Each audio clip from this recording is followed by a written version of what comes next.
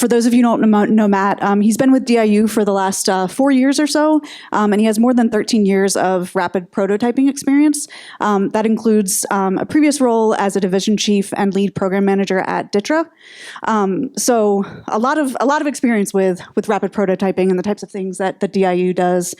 So we've been hearing a lot today about defense technology and software sort of from a higher level. I'm hoping that as we kind of talk with Matt, we can talk a little bit more about kind of what's happening in the field and through some of the partnerships that DIU has with industry, the services, and the combatant commands. So I wanted to start out talking a little bit about just DIU's autonomy portfolio more broadly. This is one of the Defense Innovation Unit's busiest portfolios. I was looking through the most recent annual report, and it looks like you've had like more than 140 awards since 2016. So obviously it's not slowing down with a lot of the initiatives in the department right now. So maybe if you could talk a little bit about kind of how you've seen that portfolio evolve over the last few years, and what areas kind of you're particularly focused on right now. Yeah, and first, Courtney, thanks for your time and for being here today, and thanks to Applied Intuition for hosting and for inviting DIU. Before I get right into the autonomy piece, just want to back it up a minute and just talk about DIU at large. I know Bilal mentioned it in his comments. Obviously, there's been a lot of change in the organization of late with our new director coming on board several months ago, Doug Beck. And obviously, the change in positioning of where DIU sits within the department, where we were previously under Dr. Shu at R&E and have recently been moved up under a direct report to the Secretary of Defense. And then there's the obvious change. I think everyone understands the resourcing that DIU received in FY24, and then obviously our role in Replicator. But coming back down, obviously there's been growth specifically in autonomy, and autonomy portfolio is one of 7 portfolios within DIU. And also just I happen to lead the efforts in counter UAS, but have also been involved in some of the Replicator efforts since the beginning. But yes, there's been growth in our portfolio. I'd like to credit some of that initially based on some of our successes, meaning with our DoD partners. A lot of times what happens is once we prove how fast we're able to move in partnership and actually transition capability, they become repeat users of the tools and capabilities that DIU can bring in for certain acquisitions. But what I've really seen in the autonomy portfolio that's been great is we're now moving out across multiple domains. So we now have efforts in unmanned surface vessels. We just had our Prime, which is production-ready, inexpensive maritime expeditionary SUSV. I get to thank my fellow PM for that name and trying to remember that for today.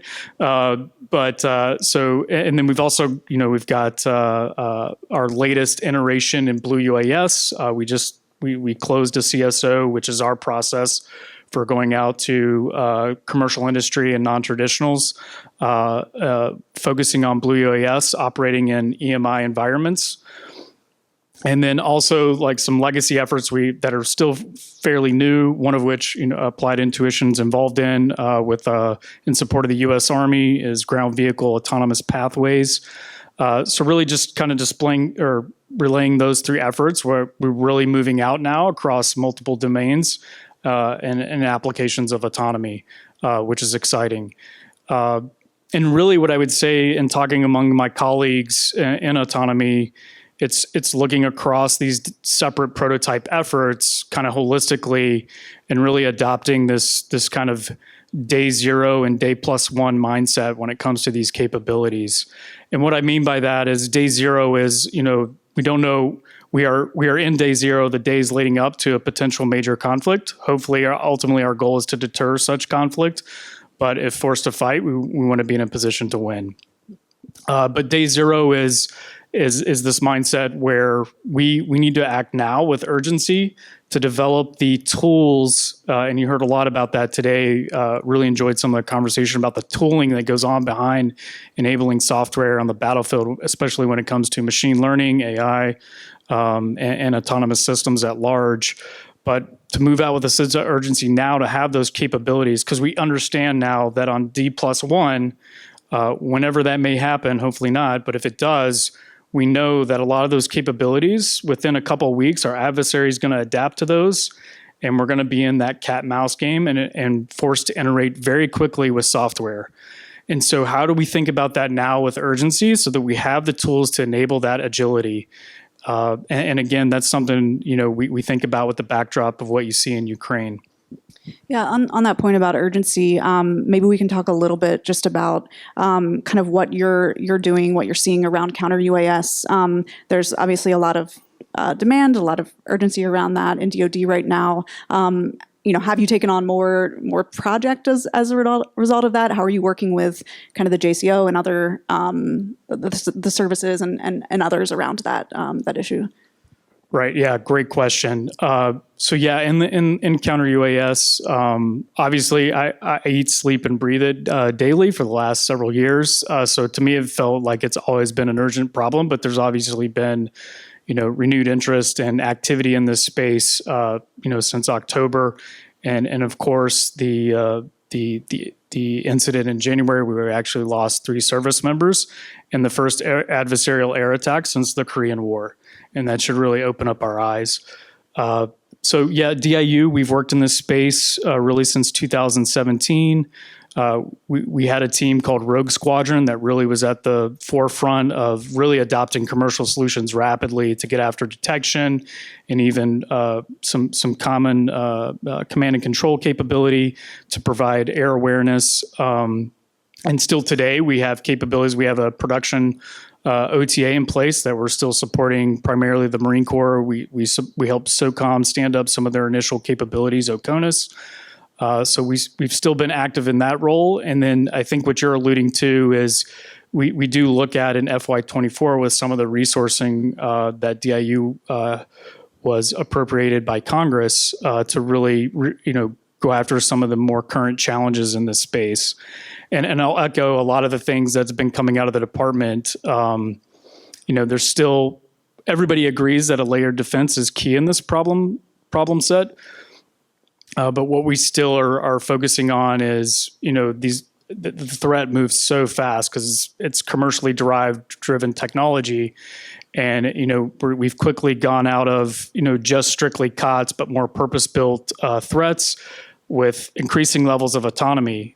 So how do we keep sensing that? How do we defeat those threats and mitigate those threats? And, electronic warfare and your RF detect and defeat technologies are always going to be part of that layered defense. But we've really got to focus on how do we get after those more advanced capabilities that may be using automatic target recognition or their own algorithms. How I think, being part of the autonomy portfolio, I'm kind of the odd duck because I'm thinking about counter autonomy and how do we protect ourselves from adversarial threats that are employing this technology as well. So in another space we've been active in is in low collateral effect interceptors, which has a lot of promise, I think, for Homeland Security. But that's a space we've been collaborating extensively with the Joint Counter-UAS Office and some of the partners working that program. There's 4 prototypes as part of that. 3 of them came out of or initial DIU prototypes.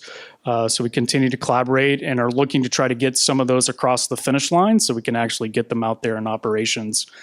But yet that's a relationship specifically here with recent events.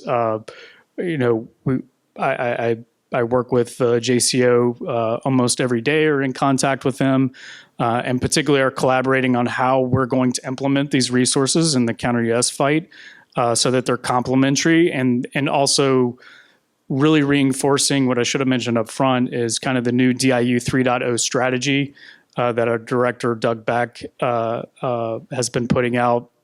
And that's really where DIU is focusing more on greater strategic impact and scale. And while DIU itself can't scale, that's really the engine for scale is through the services.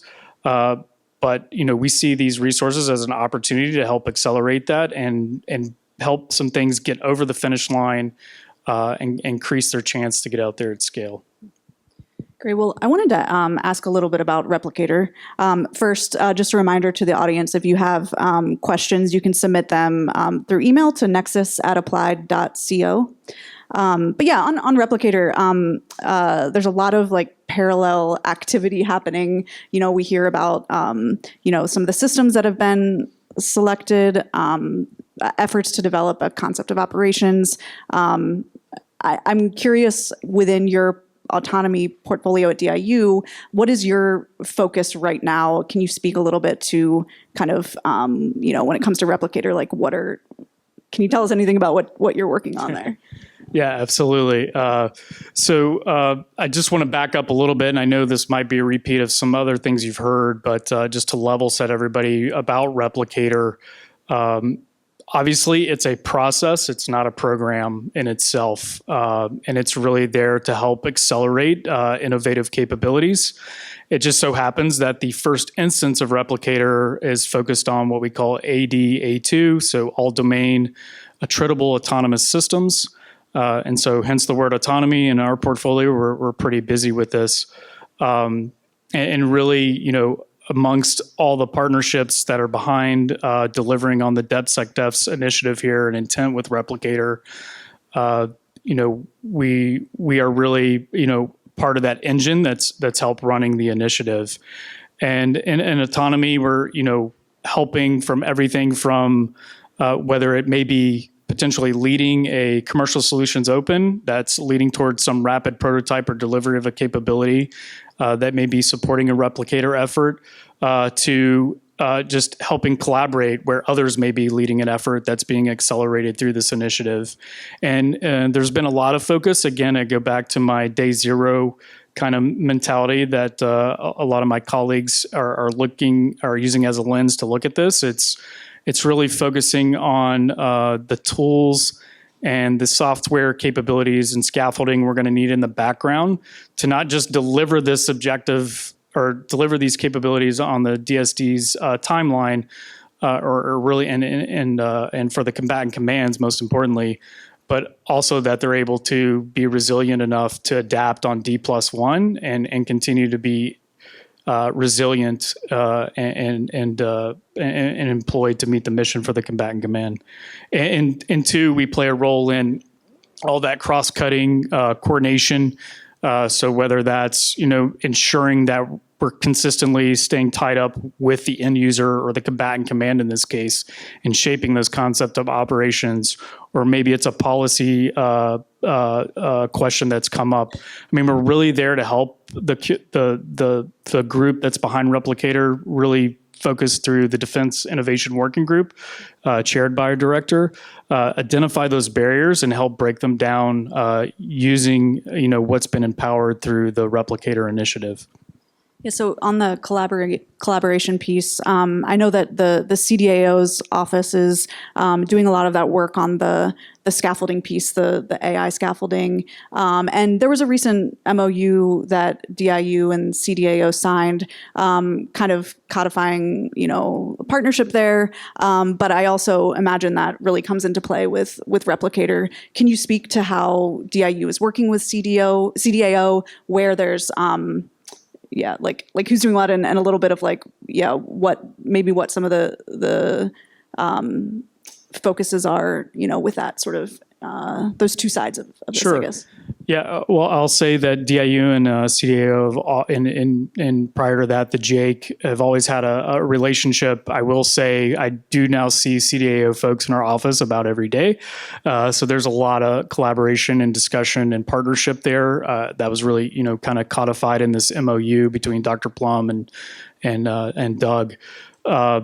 But yeah, I think it's, again, really focused on, as you look to employ operationally these autonomous systems across multiple domains, how we have the tooling behind the scenes. And I think there's a good complement in the relationship here where, DIU can be of assistance with identifying commercial technologies, dual use capabilities and tools that can complement or assist CDAO. And I really see CDAO as the pathway to potentially scale these solutions to support these types of capabilities for the long term for the department. Along with DIU's role, in Replicator and working with the services, you all also have like a growing presence globally and within the combatant commands. And I know that there's been a lot of engagement with UCOM and there was a recent event in Krakow, focused on innovation. I wonder if you can tell us a little bit about kind of, what that event was all about, what some of the big takeaways were, and maybe we can like lead into a little discussion about kind of what we're seeing in Ukraine and some of the ways that those lessons are kind of being implemented. Yeah, sure. So again, back to this, DIU 3.0 strategy, a real key growth area is our work in international relationships, and then also putting ourselves, embedded with the combatant commands, getting closer to that problem set, and also being a mechanism, another tool for them to use to understand what may be out there in the dual-use commercial space and through non-traditionals that may be there to solve some of their problems. But since the launch of the strategy, we're now embedded in 5 of 7 combatant commands. And we've strengthened our relationship. We have folks engaged with Southcom, Northcom. We have a presence in UCOM. We also have personnel in SAGU, that's the Security Assistance Group for Ukraine. We have a position in the Joint Mission Acceleration Directorate for Indo-PACOM, and that's all happened in the last few months. And that's really helped flatten the communications. I mean, DIU, what I've enjoyed about working here is, the way we take or approach problem sets is really working with combatant commands and the end user to tell me what your problem is, not necessarily write things out in requirements, but tell me what the problem is you're trying to solve, and communicating in a way that allows, commercial companies and non-traditionals to really come to us with fresh ideas about how to solve them. So that I think that's been a key, a really advantageous change for DIU to put those personnel in the combatant commands. And then talking to more specifically, the recent event in Krakow, which was just I think that wrapped up. It was actually going on June 6th, the 80th anniversary of D-Day.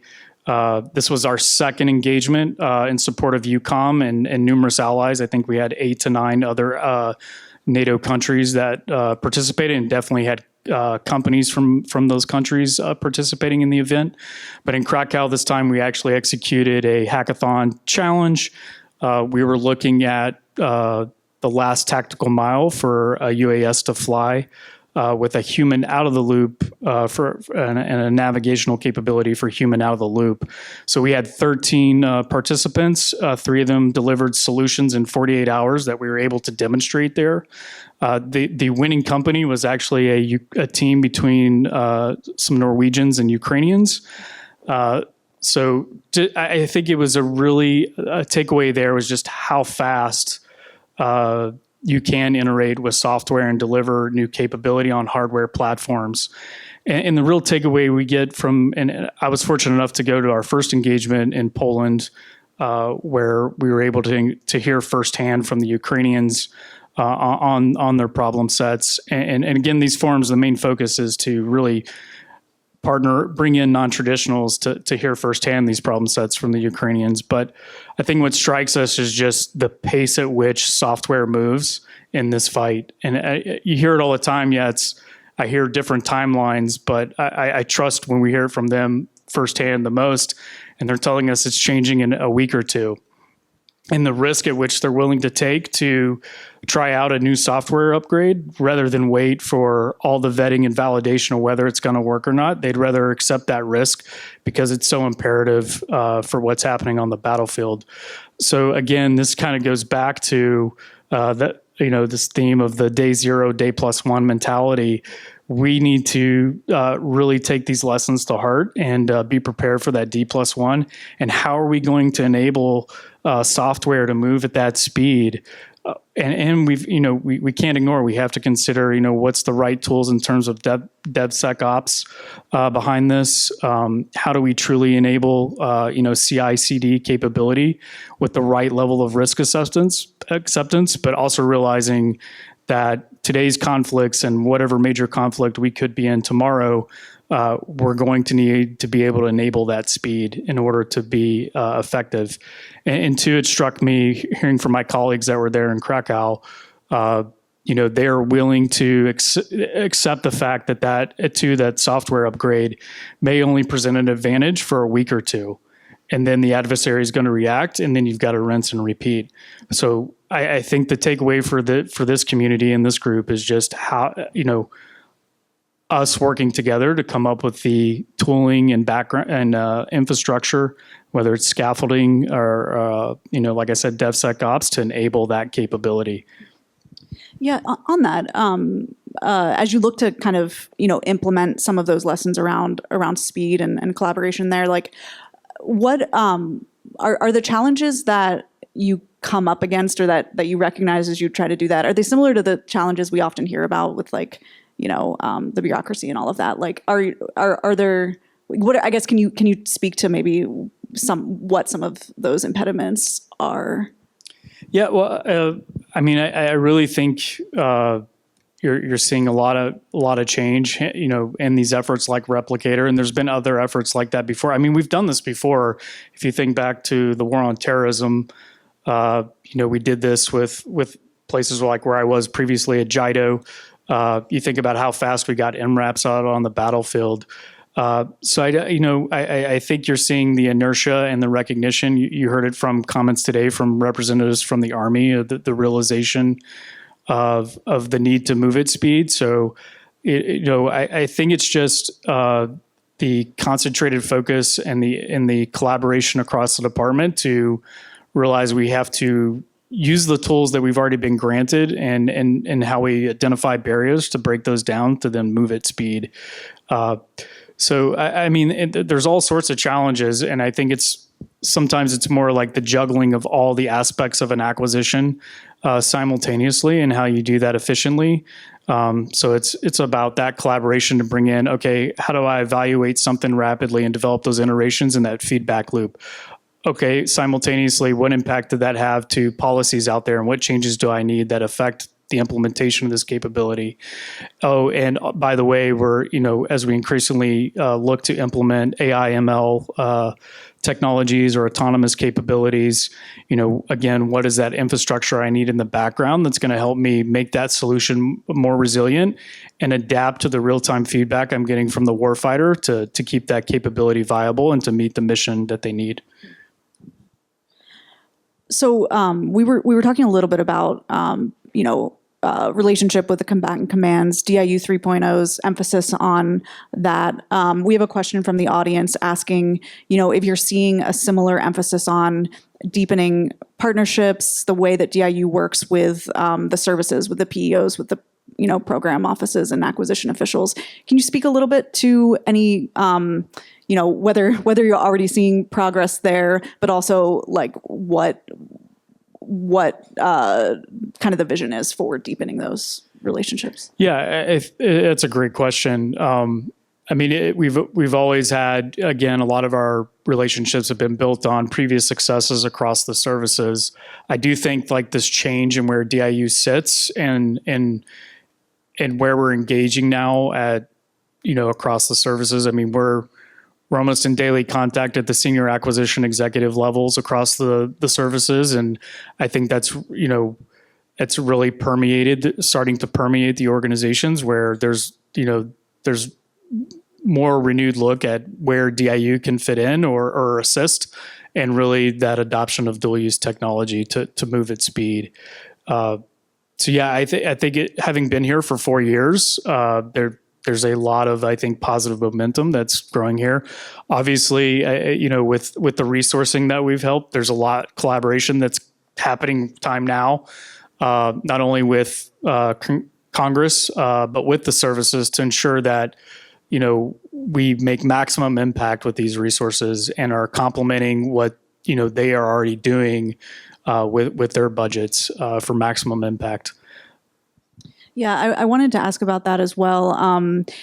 We've all seen like the additional resources that DIU has received from Congress. The vision for DIU 3.0. I know there's a lot of work to now figure out how to where to spend some of those dollars and where the priority needs to be there. Can you speak a little bit to like what we might be seeing from DIU in the coming months? Given this additional resourcing, the additional role that DIU is playing in these efforts. Yeah, sure. And this has happened pretty rapidly, obviously, with the continuing resolution, and then understanding the resources that DIU was authorized and appropriated. You could see it. I just at the very beginning, I talked about the more recent CSOs that were put out. I think you can expect. I would just say stay tuned to our website and opportunities that are going to be coming out. I'll go back to the counter yes, where my specific area of interest. We've been looking a lot at the maritime problem set and how you apply counter yes capabilities in support of naval vessels. That it's a whole other factor. A lot of our capabilities have been ground based. But now we're looking at like how do you do the whole kill chain defeat from a platform that's moving, and most importantly, how do we do this at a lower cost per defeat is really an acute need for the department. We can't continue to spend sometimes 10x or more on defeating something in terms of what that countermeasure cost versus the threat. But yes, I think you'll continue to see, soon new efforts as we work on executing our plan for how we're going to leverage these resources.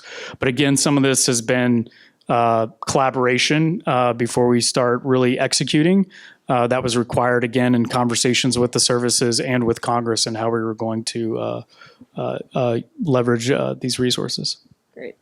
Great. Well, I want to end on an audience question that maybe is a little less focused on kind of Replicator and these types of initiatives we've been talking about. It's a question here on your thoughts on the future of AI-assisted reconnaissance and decision-making to augment warfighters of the future. What do you see as the role that will play? And do you have concerns about kind of the inherent errors, the questioner says, that come, along with this future? Yeah, it's a good question. Again, it goes back to, I know it was spoken about earlier, the DoD does have, and I think DIU did help construct some of the ethical principles behind the adoption of AI ML in the department. And that's something that we do implement and follow through any AI ML acquisition. That being said, I think that goes back to, the data that you use behind these capabilities, the assurity that you build into the tools that you use to curate the data sets and build these models and these capabilities that would go into something like an AI ML reconnaissance capability. And then just having the right tools there to validate these capabilities, ensure they're operating as intent, and having the ability to iterate, whether that's to resolve something in this capability that may be an error or needs to be an improvement in order to accomplish that mission. But again, I just go back to we are very cognizant of where AI ML capabilities can their potential and using those in an ethical manner to solve the DoD's problems.